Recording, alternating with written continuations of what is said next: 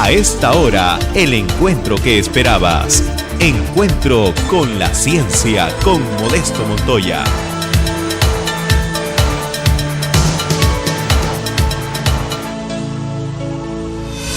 Bienvenidos a un nuevo encuentro con la ciencia. Estamos en esta oportunidad con la profesora Michel Leduc, física atómica francesa. Ha sido presidenta de la Sociedad Francesa de Física y hoy en día es presidenta del Comité de Ética del CNRS, que es el Centro Nacional de Investigación Científica de Francia, que pues es el centro, de acuerdo a los rankings internacionales, la institución que más genera artículos científicos en el mundo. Vemos que estamos con una personalidad de alto nivel internacional. Ella, la profesora Michel Leduc, se interesa en muchas cosas. La primera de las cuales, y la que nos interesa en primer lugar, es la divulgación de la ciencia. El mundo es ahora científico y tecnológico, sin embargo, la sociedad y los políticos hay veces no comprenden la importancia de la ciencia y dejan de lado muchas cosas que podrían mejorar la situación. ¿Cómo es en el caso? Bienvenida al programa, doctora. Bienvenida al programa. Je suis très, très contente de pouvoir discuter avec vous et de parler un petit peu de la science en France.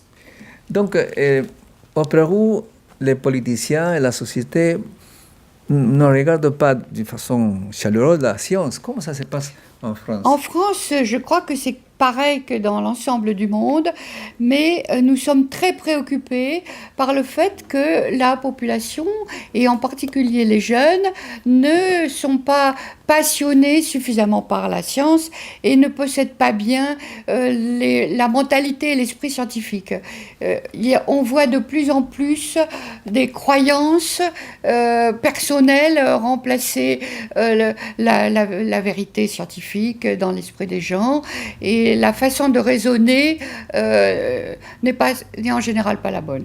Donc nous sommes très préoccupés à la Société française de physique en général et au CNRS aussi par cet état d'esprit. ¿Y qué hacen para un poco mejorar? Es un poco complicado. C'est très compliqué, mais on essaye de faire tout ce qu'on peut. Les scientifiques sont de plus en plus impliqués, se préoccupent de plus en plus de s'impliquer dans la divulgation de la science qu'ils font. Alors, ceci se fait régulièrement chaque année. Il y a ce qu'on appelle la fête de la science, qui est au mois d'octobre, où les laboratoires ouvrent leurs portes, où les jeunes préparent des exposés, des petites expériences à montrer au public, et font aussi de la science dans la rue. Dans la rue, donc c'est la science C'est la science qui va à la population. Quelques équipements de laboratoire, ils le mettent. Alors, toutes sortes de choses, de la science en général. Il y a des petites conférences. Des petites expériences de chimie. Nous, en physique quantique, nous faisons beaucoup de démonstrations avec des lasers, parce que l'optique, c'est très spectaculaire, où on fait avec la supraconductivité, avec de l'azote liquide. Il y a beaucoup d'expériences comme ça, on gonfle des ballons, et voilà. Pour les jeunes, hein. Mais ceci est bien sûr, c'est un petit peu limité. Mais les gens aiment ça, les les gens aiment énormément ça, et en particulier les enfants. Et je suis aussi une amie du Palais de la Découverte à Paris, comme Dominique Leglu, la directrice de la revue de vulgarisation Science et Avenir, qui est une de mes amies. Et nous, au Palais de la Découverte, nous faisons beaucoup, avec des jeunes de nos laboratoires, des expériences, alors c'est toute l'année. Voilà, pour montrer au public qui vient voir le Palais de la Découverte. C'est un grand musée des sciences, très ancien, qui a été fondé par Jean Perrin, et donc qui est un musée un petit peu vieillot, mais qui est très pédagogique. Et M. Hollande a visité? Oh, M. Hollande a visité si. M. Hollande aime la science. Il dit qu'il aime la science. Ça ne veut pas dire qu'il donne beaucoup d'argent à la recherche. Mais la France, en ce moment, n'est pas très riche. Et à propos, je lis que la France maintenant a un nouveau prix Nobel. Alors nous avons un chimie. prix Nobel, nous l'avons appris à Lima, oui, nous sommes très fiers. Il fait des nanomachines, Des nano-objets, oui. nano-objets, oui. c'est important. C'est magnifique, oui, magnifique. Avec, et on a eu plusieurs prix Nobel de chimie en France et on a eu aussi des prix Nobel de physique. Dans mon laboratoire où je travaille, qui s'appelle le laboratoire Kastler-Brossel à l'École normale supérieure, c'est un petit laboratoire, mais nous avons eu 3 prix Nobel. Le Alfred Kastler pour le pompage optique, mon professeur, mon maître Claude Cohen-Tanucci pour le refroidissement des atomes par laser, donc l'ouverture du nouveau domaine des atomes froids, et plus récemment Serge Haroche avec Dave Weiland aux États-Unis pour l'électrodynamique en cavité. Ah, bon. Et Cohen-Tanucci, c'est le même professeur de l'université Orsay, il enseignait mécanique quantique, elle a un livre, non? Un livre de Alors, mécanique quantique. Cohen-Tanucci, il est très connu, il est très connu pour son livre, Oui. parce qu'il a fait un livre qui s'appelle Mécanique quantique, qui est traduit en anglais chez Wiley, et qui a été vendu et qui continue à se vendre à des centaines de milliers d'exemplaires. Dans le monde entier, il est traduit récemment en chinois, en arabe, dans toutes les langues. Il y a 2 volumes. Et ce livre est très célèbre parce qu'il est très pédagogique et il a des compléments qui permettent d'aller plus loin ou moins loin en fonction de ce qu'on veut faire. Il y a des exercices. Les professeurs l'utilisent beaucoup parce qu'avec les compléments, ça leur fait des exercices. Mais donc, malgré tous vos efforts pour que la science devienne populaire en France, il y a quand même une résistance. À quoi est-ce dû? Alors, il y a beaucoup de choses qui vont pas très bien. Moi, je pense que c'est beaucoup l'enseignement au niveau du collège et au niveau du lycée qu'il faudrait rendre plus attractif. Les professeurs ne sont pas en cause, ce n'est pas la faute des professeurs, mais les programmes changent tout le temps et les programmes ne sont pas vraiment attractifs et pas vraiment bien faits. Et en plus de ça, nous n'avons pas assez de ce qu'on appelle les travaux pratiques au niveau du collège et au niveau du lycée. Et il y a une réforme récente qui a encore diminué les heures de travaux pratiques. Or, nous pensons, et François Piuzzi pense comme moi, que ce qui est bon pour donner le goût de la science, c'est ce qu'on appelle en anglais hands-off, c'est-à-dire que les jeunes puissent faire des manipulations.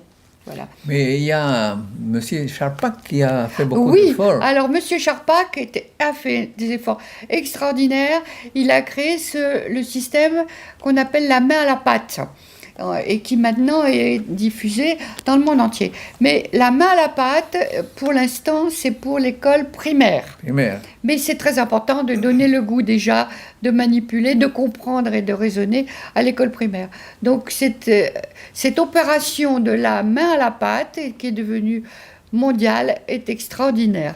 Simplement, on ne la trouve pas dans toutes les écoles. On la trouve seulement dans un certain nombre d'écoles. Parce que je me rappelle que l'effort s'était aussi fait sous les professeurs, les enseignants. Les enseignants, on leur apprend aussi, oui, maintenant, il y a aussi des formations à la main à la pâte pour les professeurs, évidemment. Mais évidemment. Il y a même l'Académie des sciences qui s'est intéressée.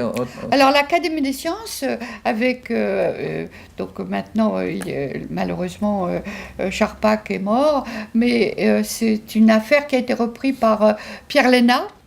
Qui est un astrophysicien. Il est venu à notre formidable. scientifique Alors Pierre Léna, pour moi, est très important aussi parce qu'il a été président du comité d'éthique du CNRS avant moi. Et donc, ils ont obtenu un crédit important pour un programme important pour développer les écoles pour la main à la pâte et pour la formation des professeurs à la main à la pâte. Et c'est un crédit, et qui est géré par une fondation de l'Académie des sciences. Mais les moyens de communication, les mass médias, collaborent Alors, nous, non, pas ou bien il y a pas des programmes beaucoup. un petit peu... Non, pas beaucoup. Nous n'avons pas beaucoup de programmes de télévision sur les sciences. Et quelquefois, comme sur la chaîne Arte franco-allemande, les programmes ne sont pas d'un très bon niveau. On entend beaucoup de bêtises. Comme partout. Comme partout. Mais Mais il y a des bonnes revues. En France, nous avons des bonnes revues de sciences pour la vulgarisation. Science et Avenir est très bien, un petit peu difficile pour bon. Science et Vie est plus facile. Nous avons une excellente revue qui s'appelle Le Ciel et l'Espace, qui passionne beaucoup les jeunes. Parce qu'évidemment, l'astronomie est peut-être la discipline qui passionne le plus les jeunes.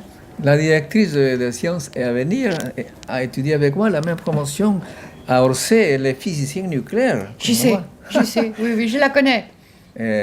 Donc j'espère qu'un jour il faut la venir. Oui. Mais il faut lui dire. Je peux lui dire si vous l'invitez. Mais... Oui.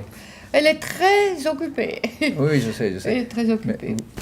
Gracias amigos por seguir con nosotros en este encuentro con la ciencia. Estamos con la doctora Michèle Leduc, física francesa, y queríamos preguntarle, doctora Leduc, ¿qué piensa usted del Premio Nobel de Física 2016 que ha sido otorgado a 3 británicos que trabajan en Estados Unidos por sus investigaciones en los materiales topológicamente cuánticos?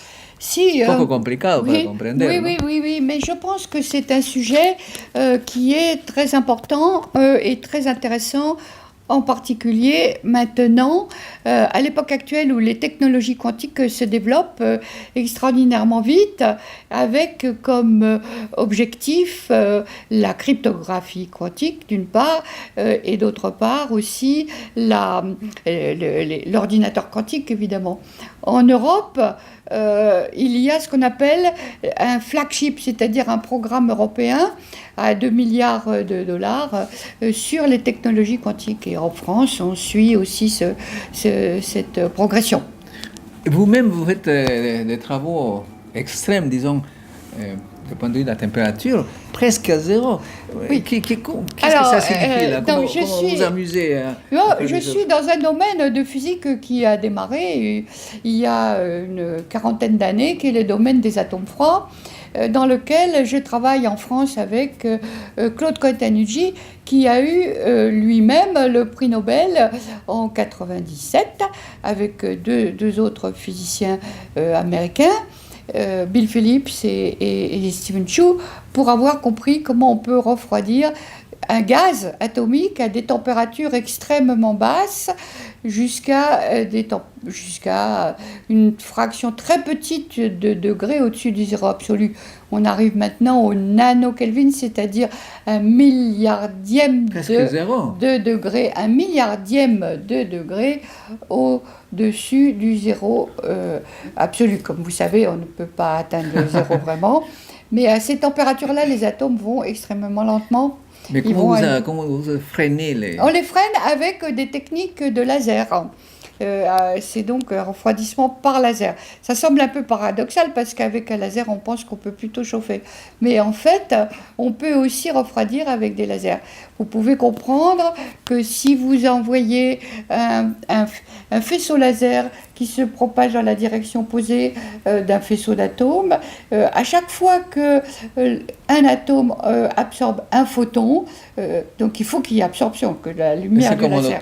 Tenir là comme ça. Voilà, l'atome absorbe un photon et donc à ce moment-là, il encaisse de l'énergie cinétique et il encaisse aussi de l'impulsion, quantité de mouvement qui le fait partir dans le sens où il a reçu le photon. Si vous voulez, c'est comme si vous recevez un ballon de football dans la poitrine, vous l'arrêtez et vous reculez. Voilà. Et c'est la même chose. Donc si vous faites ça un très grand nombre de fois, pour le même atome, finalement sa vitesse diminue et finit par devenir très petite.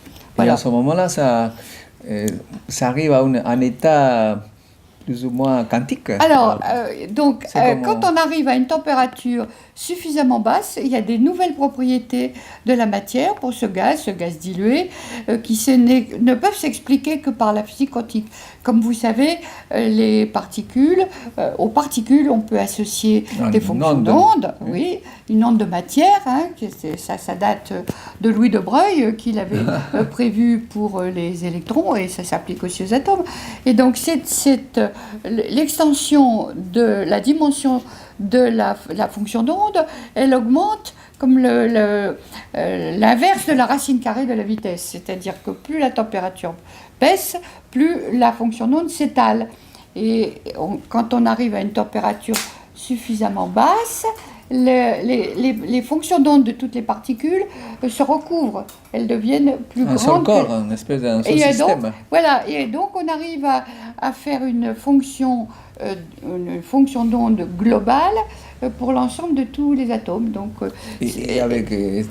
donc c'est une transition de phase qui se produit, oui. Et on appelle ça la transition de Bose-Einstein.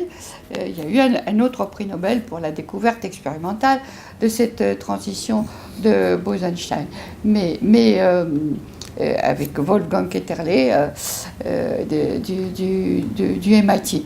Mais pour comprendre ça, il faut comprendre que c'est une fonction macroscopique qui décrit l'état d'un ensemble macroscopique d'atomes. Voilà, un gaz se comporte comme s'il était un seul. Un seul système. Voilà, et c'est en 3 dimensions. Et ceci se recoupe avec ce que vous avez mentionné du prix Nobel de Kosterlitz-Towles, parce que... La topologie quantique. Oui, parce que cette transition de phase, qui a été vue quand même il y a maintenant plus de presque 20 ans, elle ne peut pas se produire si on est en dimension 2 et si on croit, on ne peut pas la faire en dimension 2, sauf si les particules interagissent. Et à ce moment-là, avec des particules qui interagissent entre elles, on peut arriver à faire cette transition de phase. C'est une transition de phase en fait qui s'apparente à la superfluidité et à la supraconductivité. Ce sont un peu les mêmes genres de phénomènes. Cette transition de phase Kosterlitz et Towles avaient prédit ne pas pouvoir se produire en dimension 2, se produit quand il y a assez d'interactions entre les particules. Et cette transition de Kosterlitz-Towles a été vue avec des atomes froids récemment dans mon laboratoire. Donc vous êtes plus ou moins dans ce monde. Dans ce monde, voilà. qui est très amusant, mais à quoi ça sert les politiciens? À quoi ça sert? Alors, malgré tout... Donc, Madame le Duc, qu'est-ce que vous faites? Vous amusez? À quoi va nous servir à la France? Non. Je pense qu'il y a beaucoup d'applications auxquelles on n'a pas forcément réfléchi initialement quand on a fait cette recherche, qui sont d'une part pour faire des instruments pour la mesure du temps. Parce que les meilleures horloges maintenant sont des horloges à atomes froids. Oui. Et on utilise des atomes refroidis par laser, comme je vous l'ai expliqué, et plus ils sont refroidis, plus on peut mesurer avec précision la transition qui caractérise la seconde. Comme vous savez, pour mesurer le temps, on mesure la fréquence d'une transition atomique entre 2 niveaux de l'atome de césium. Parlons maintenant de l'éthique. L'éthique.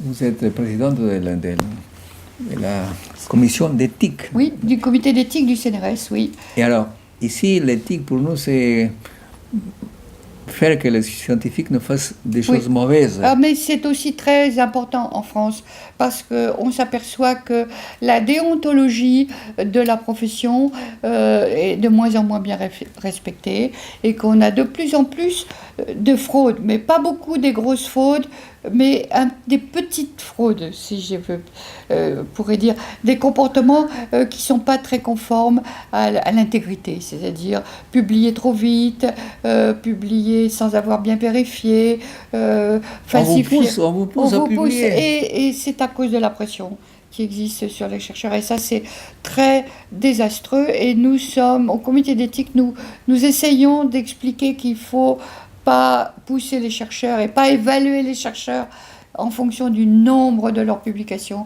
mais plutôt la qualité. La qualité. Oui, et j'ai entendu aussi que...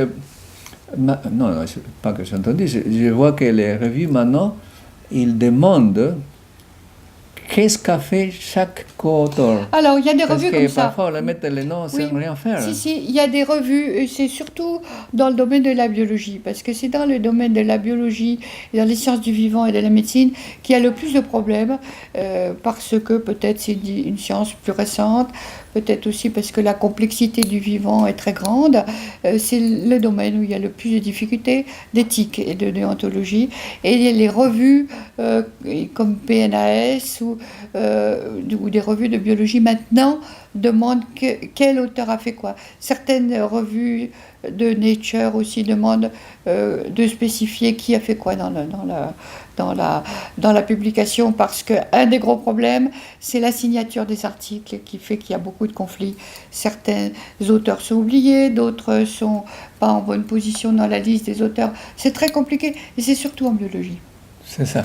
Et en physique, c'est plus... En physique, c'est plus... Moi, je pense personnellement que la physique, il n'y a pas beaucoup de fraude possible en physique, parce que la physique est autocorrectrice. Si vous avez une expérience très intéressante, on le refait, et si ça ne marche pas, on finit par comprendre qu'elle était fausse. Et si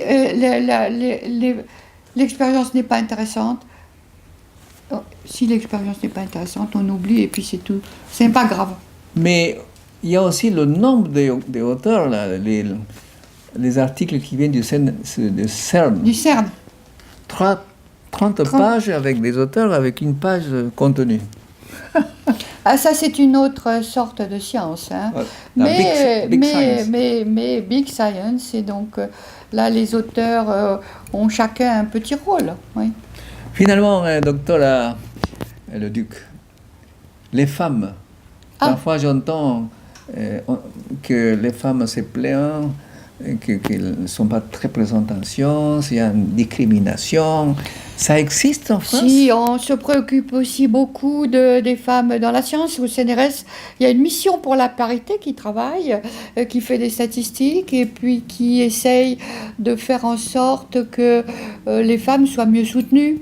Et à la Société française de physique, nous avons un groupe femmes de physique qui donne beaucoup d'indications pour donner des noms de femmes quand on cherche des noms de femmes pour les conférences, ou proposer des noms pour les prix, ou faire en sorte que les femmes aient un tuteur femme, et des choses comme ça.